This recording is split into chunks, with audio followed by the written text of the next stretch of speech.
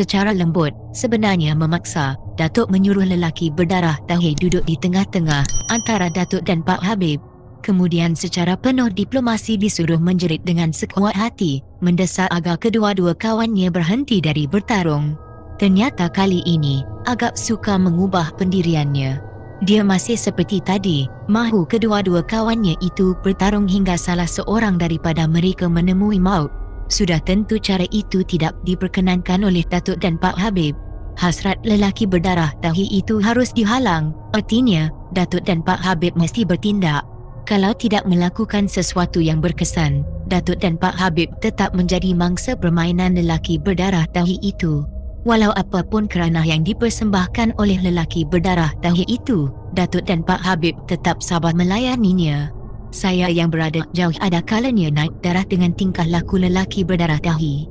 Tetapi, apakan daya, saya tidak boleh masuk campur, mesti sabar menanti hingga satu keputusan muktamad yang bijak akan dilakukan oleh Pak Habib dan Datuk. Angin malam yang bertiup agak keras membuat saya terasa dingin. Api yang memamah motosikal terus menyala dan bergerak ke arah kiri dan kanan mengikut tiupan angin. Biarkan mereka berlawan sampai mati, Datuk dan Pak Habib saling berpandangan. Suara lelaki berdarah Tauhid kali ini sungguh luar biasa lantangnya. Saya dan pemandu yang berada jauh dari mereka turut merasa bimbang. Terdengar letupan kecil dari tempat motor terbakar. Segumpal bunga api terbang ke udara. Biarkan mereka mati, ulang lelaki berdarah Tauhid. Dia ketawa sekuat hati macam orang mabuk dan mula bertindak agak agresif sedikit. Dua lelaki yang bertarung pada pusingan kedua ini tidak serancap tadi. Masing-masing memperlihatkan tanda-tanda keletihan. Dan ini membuat lelaki berdarah Tauhid itu bertambah garang dan bersemangat. Biarkan mereka jatuh mati, dia mula bertepuk tangan dan menari-nari. Seolah-olah dalam beberapa saat lagi dia akan merayakan sebuah kemenangan besar. Dan situasi yang tidak menggembirakan ini membuat Datuk resah semacam. Biarkan mereka tersungkur, dua-duanya pengkhianat pada kawan sendiri, mungkir janji. Lelaki berdarah Tauhid julang sepasang tangannya ke atas. Pak Habib menarik nafas dalam-dalam. Dia juga berada dalam suasana yang meresahkan. Mungkin Datuk sudah hilang sabar dengan karena lelaki berdarah Tauhid yang agak keterlaluan. Inilah yang memaksa Datuk bertindak agresif di luar dari kebiasaannya. Di saat lelaki berdarah Tauhid ketawa gamat, Datuk terus menekuk mulut lelaki itu dengan telapak tangannya yang kasar dan lebar. Buat beberapa ketika lelaki berdarah Tauhid tergamam. Beberapa saat berikutnya dia mula bertindak dan menggigit telapak tangan Datuk. Berkerut muka Datuk menahan kesakitan. Sebelum gigitan menjadi lebih parah, Datuk segera memulas leher lelaki berdarah Tauhid dan terus diapit ke celah ketiak. Seluruh badan lelaki berdarah Tauhid bergoyang dan bergerak macam ikan keli menyundul selut. Kian kuat lelaki berdarah Tauhid menggerakkan badan untuk melepaskan diri. Makin kuat kepalanya diapit dan ditekan ke celah ketiak. Datuk pun mengheret lelaki itu ke pangkal pokok merbau. Duduk di sini, kepala lelaki itu dikeluarkan dari celah ketiak dan terus ditekan supaya duduk. Jangan ke mana-mana, selagi tak dapat perintah dari aku, keras dan garang suara Datuk. Entah apa ayat yang dihembuskan oleh Datuk kepada lelaki berdarah Tauhid hingga dia tidak melawan, tidak berani tentang biji mata Datuk. Menurut kata, macam kebal dicucuk hidung. Duduk, kau faham tak cakap aku? Lelaki berdarah Tauhid anggukkan kepala. Datuk menggeliat 2-3 kali sambil melihat kesan gigitan di lengannya. Bila jejarinya digenggam terasa sakit. Sehelai daun pokok salang segera dipetik dan dibalut pada jejari yang terasa sakit dan bengkak. Tidak mengambil masa yang panjang. 10 minit kemudian balutan daun salang itu dibuka. Rasa sakit terus hilang, bengkak pun susut. Jari jemari boleh dibuka dan digenggam. Sebelum melangkah ke arah Pak Habib, Datuk renung lelaki berdarah Tauhid untuk memastikan apakah dia akur dengan arahan yang diberi. Datuk menarik nafas lega, lelaki itu memang akur. Dengan senyum Datuk melangkah ke arah Pak Habib. Belum pun sampai ke tempat yang dituju, lelaki berdarah Tauhid terus melompat mengambil sepotong kayu di sisinya. Datuk tidak menyedari apa yang berlaku di belakangnya. Begitu juga dengan Pak Habib yang asyik merenung ke kawasan lapang, tempat dua insan bertarung. Dengan kayu di tangan, lelaki berdarah Tauhid buka langkah silat. Tindakan selanjutnya, dia meluru ke arah Datuk. Dari belakang tu, jerit saya. Datuk segera berpaling, menanti kedatangan lelaki berdarah dahi dengan dada dan tangan terbuka. Lelaki berdarah dahi berhenti melangkah. Kayu di tangan dihembanjau. Dia berdiri kaku di depan Datuk. Perlahan-lahan Datuk merapatinya lalu melepaskan sebuah hembusan ke muka.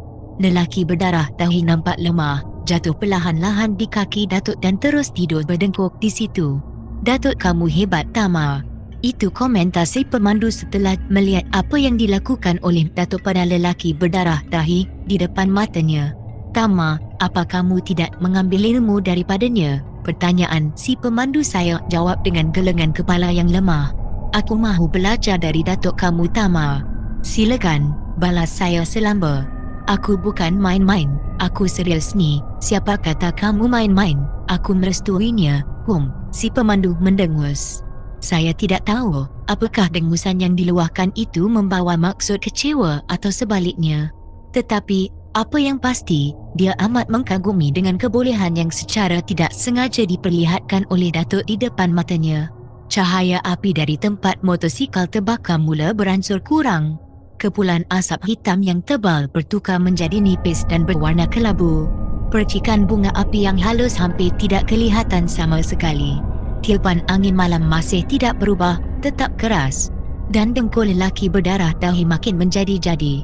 Bila melihat Datuk masih belum meninggalkan lelaki berdarah dahi yang masih tidur berdengkul, muncul kesangsian dalam diri kenapa Datuk berbuat demikian.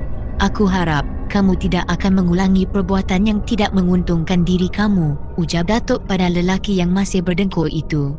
Beberapa saat berikutnya, Datuk pun bergerak mendekati Pak Habib yang matanya tidak berkedip menonton pertarungan hidup dan mati dua manusia di tanah lapang.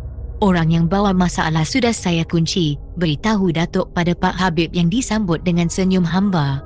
Langkah seterusnya apa kita nak buat? Pertanyaan Pak Habib mahukan jawapan pasti yang boleh menyelesaikan masalah tidak diundang. Tanpa kehadiran tiga manusia pengacau, sudah lama dia sampai ke medan. Sambil mengerutkan dahi dan kening, Pak Habib alihkan pandangan dari tanah lapang ke arah saya dan si pemandu. Menyedari majikannya merenung ke arahnya, si pemandu segera angkat tangan dan lambaiannya segera dibalas. Pak Habib ubahkan pandangan lagi. Kali ini anak matanya ditumpukan kepada Datuk yang berdiri di sebelahnya. Biar aku cuba selesaikan. Jangan, tahan Datuk. Tak mengapa, aku mencuba. Pak Habib melangkah ke tanah lapang hingga sampai ke kawasan dua manusia yang bertarung, macam lembu. Tidak merasa penat, tidak merasa sakit, walaupun sudah hampir lebih dari 2 jam bergasak. Seluar baju habis koyak, badan bermandi peluh bercampur darah. Hai insan Islam, berhenti bergaduh sesama sendiri. Bila kamu bergaduh untungnya iblis dan memang tujuan iblis mahu menyesatkan anak Adam. Lantang sekali suara Pak Habib. Dan dua insan yang bertarung berhenti seketika. Mereka renung muka Pak Habib sebentar, kemudian bertarung kembali. Berhentilah, rayu Pak Habib. Berhenti, rayu Datuk. Semuanya tidak diendahkan. Mereka terus beradu kekuatan tanpa mempedulikan kehadiran Datuk dan Pak Habib di sisi. Sungguh mengejutkan, pertarungan yang rancak terhenti dengan tiba-tiba. Dua manusia yang keletihan itu merenung ke arah Datuk dan Pak Habib. Mereka melahirkan senyum persahabatan dan bersedia untuk memberhentikan pertarungan. Suasana di luar dugaan itu menyebabkan Datuk dan Pak Habib menarik nafas lega. Ternyata rasa lega itu tidak dapat bertahan lama di hati Datuk dan Pak Habib bila mereka terpandang ada sesuatu yang melintasi di atas kepala dua manusia di kawasan tanah lapang. Bentuk dan benda yang melintasi di atas kepala kedua-dua manusia tersebut menyerupai sehelai tika putih. Bila lintasan tika putih itu hilang, mereka segera mendongak ke langit untuk beberapa detik. Kemudian kedua-duanya serentak merenung ke kiri. Semasa merenung ke kiri, sepasang cuping telinga nampak seakan-akan bergerak-gerak. Begitu juga dengan sepasang anak mata bergerak liar ke kiri dan ke kanan. Tindak tanduk mereka membayangkan yang mereka menerima sesuatu arahan dari makhluk yang tidak dapat dikesan dengan mata kasar. Ada yang mendampingi mereka, ujar Datuk pada Pak Habib. Pak Habib tidak memberikan sebarang reaksi terhadap kata-kata yang Datuk luahkan. Pak Habib tetap setia berdiri di tepi kawasan tanah lapang. masih yakin yang kedua-dua manusia tersebut akan mendengar cakapnya. Kedua-dua lelaki di tanah lapang merenung ke arah Datuk dan Pak Habib untuk kali kedua dalam keadaan yang berbeza, sekejap tenang dan sekejap bergelora. Renungan kali ini bukan renungan persahabatan, sebaliknya sebuah renungan seteru yang penuh dengan dendam kesumat. Pak Habib menyedari keadaan tersebut, tetapi dia masih bersikap lembut. Baginya, orang yang marah harus dihadapi dengan lemah lembut. "Berhentilah bergaduh," Pak Habib merayu. Jawapan dari rayuan tersebut sungguh di luar dugaan. Berlaku satu letupan kecil, betul-betul di depan tempat Pak Habib dan Datuk berdiri. Kayu dan tanah berterbangan. Ketul-ketul tanah yang halus bertebaran, berjatuhan atas bahu Pak Habib dan Datuk. Semuanya itu tidak mematahkan semangat Pak Habib dan Datuk. Mereka tetap berpegang pada konsep berlembut, bertolak ansur dan timbang rasa adalah pintu kedamaian yang baik. Penyelesaian masalah tidak akan masuk ikut pintu kekerasan. Berlandaskan pada konsep tersebut, mereka, Datuk dan Pak Habib, terus memujuk dan merayu. "Kenapa memusuhi kami yang mahu membawa kamu pada jalan kebaikan?" Kali ini nada suara Pak Habib agak keras sedikit. Dua lelaki di tanah lapang renung ke arah langit seketika seolah-olah mencari sesuatu. Dan angin malam kian terasa dingin. Sayup-sayup terdengar bunyi deruan kenderaan bersama lolongan anjing yang memanjang. "Kamu berdua, sesama Islam, kenapa berkelahi? Berhentilah." Datuk tunjukkan kata-kata itu pada salah seorang lelaki di tanah lapang yang kelihatan amat letih sekali. Sungguh mendebarkan. Kata-kata Datuk dijawab oleh lelaki itu dengan jelingan biji mata yang merah menyala. Dengan rasa geram, sepasang tumit kakinya dihentakkan di permukaan bumi. Dengan serta-merta muncul api lalu membakar apa saja yang ada di sekitar Datuk dan Pak Habib. Satu pemandangan yang mencemaskan buat saya dan si pemandu. Rasa cemas itu tidak pula dialami oleh Datuk dan Pak Habib. Mereka tenang sekali walaupun api yang kecil sudah mula membesar dan boleh mendatangkan kecelakaan pada mereka. Suara lolongan anjing, saya kira bukan anjing tetapi serigala, terus rancak bersama bunyi suara burung hantu. "Bagaimana? Perlukah kita menolong?" bisik si pemandu. "Jangan musuh menggunakan bantuan luar. Orang macam kita bukan lawannya," balas saya sambil merenung ke langit. Tidak banyak bintang yang bertaburan. Suara lolongan serigala yang panjang dan mendayu-dayu mengundang rasa seram yang bukan kepalang. Si pemandu yang berdiri di sebelah saya mula keresahan tidak menentu. Lelaki berdarah dahi yang tidur terus berdengkur macam bunyi suara kerbau balau menguap panjang. "Tak usah tunjuk kehebatan kamu. Apa yang kami mahu kamu berdua berhenti bergaduh." Pak Habib menarik nafas panjang. Pahang panas mula terasa. "Kemudian beritahu kami, kenapa kami didera begini?" sambung Pak Habib bersahaja. Api yang dihantar secara sihir oleh salah seorang dari dua lelaki tersebut terus memamah apa sahaja yang ada di sekeliling Datuk dan Pak Habib. Walaupun keadaan agak terdesak, Datuk tetap memastikan api yang merayap tidak akan menyambar pakaian di badan Pak Habib dan dirinya. "Berhentilah bergaduh," salah seorang dari lelaki di kawasan tanah lapang memberi jawapan pada rayuan Datuk dengan membungkuk lalu melepaskan penumbuk kencang ke permukaan bumi. Serentak dengan itu terdengar bunyi ledakan yang amat kuat. Rasanya semua tumbuhan di bumi pada saat itu, pada malam itu, semuanya habis tercabut. Bukit dan gunung habis runtuh. Bila gema dan ledakan itu berakhir, api yang mengelilingi tempat Datuk dan Pak Habib berdiri terus lenyap. Datuk dan Pak Habib tergesa-gesa bangun. Tidak dapat dipastikan ketika mana mereka berdua jatuh. "Habib," suara Datuk keras. Seekor ular besar berdiri, tidak jauh dari Pak Habib dengan mulut ternganga. Ular besar itu bersedia untuk menelan Pak Habib. "Semuanya kerja iblis, kerja sihir," Datuk bersuara lantang.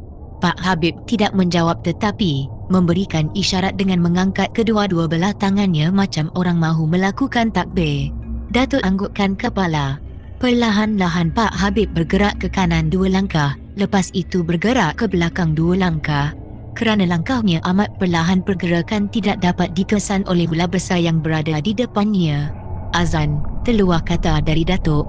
Pak Habib anggukkan kepala. Datuk memberikan laluan agar laungan azan dilaungkan oleh Pak Habib. Dua lelaki di kawasan tanah lapang melihat saja apa yang berlaku.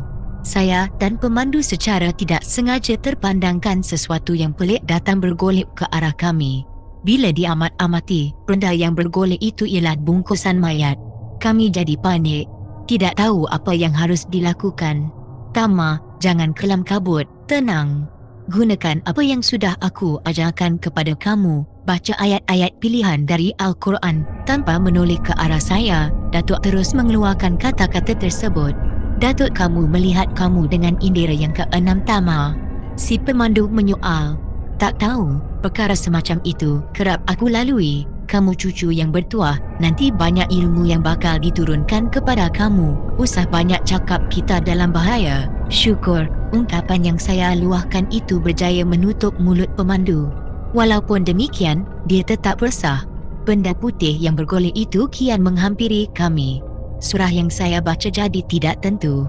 Saya memberitahu pemandu, sekiranya benda bulat itu menghampiri saya dalam jarak yang amat dekat akan saya tendang. Si pemandu membantah rancangan saya. Dalam masa berbincang-bincang itu, benda putih yang bergolek terus hilang. Laungan azan mula bergema dalam hutan kecil di malam yang kian dingin. Suara azan itu menenggelamkan bunyi lolongan serigala dan bunyi burung hantu.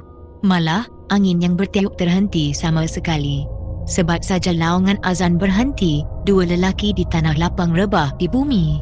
Bergolek-golek macam menahan rasa sakit yang amat kuat. Lebih dari 15 minit mereka berkeadaan demikian. Kemudian mereka terbujuk kaku, tidak bergerak. Dan hujung ibu jari kaki kiri kedua-dua lelaki tersebut, asap nipis keluar. Seluruh kawasan dikuasai bau kemenyan naik meninggi, bertukar menjadi hitam tebal lalu membentuk lembaga tinggi besar menyerupai raksasa. Pebayang itu makin lama, makin menipis dan akhirnya hilang. Serentak dengan kehilangan kedua-dua bebayang itu, dua lelaki yang terbaring terus bangun terkapai. Datuk segera mendekatinya lalu membacakan beberapa potong ayat pilihan untuk menghalau iblis. Selesai saja ayat-ayat itu dibacakan, kedua-dua lelaki itu termanggu-manggu macam baru tersedar dari mimpi yang mengerikan.